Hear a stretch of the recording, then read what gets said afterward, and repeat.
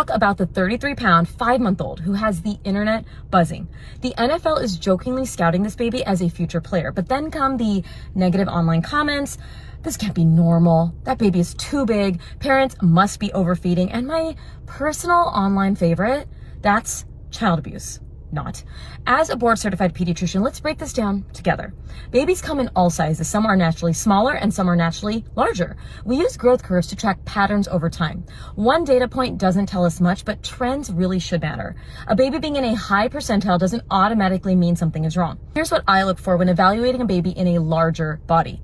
Growth consistency. Are they consistently on the higher end of the curve, or was there a sudden spike? Sudden spikes between visits or across a few visits may prompt further evaluation. Development. Are they hitting milestones? Are they happy, active, and feeding well? We also check to ensure parents are following hunger and fullness cues and address any feeding concerns like meal schedules if the baby is getting solids. Physical findings.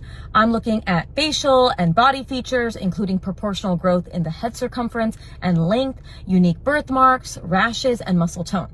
Parental body type. I'm always curious if we know the birth parent's build as a baby, as many times size is genetic. Depending on the findings, a clinician may order tests to check the endocrine or hormone system.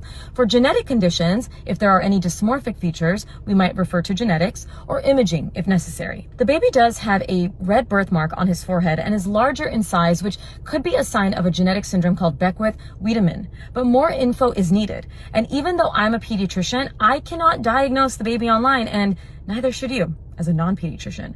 But more often than not, larger babies are just large.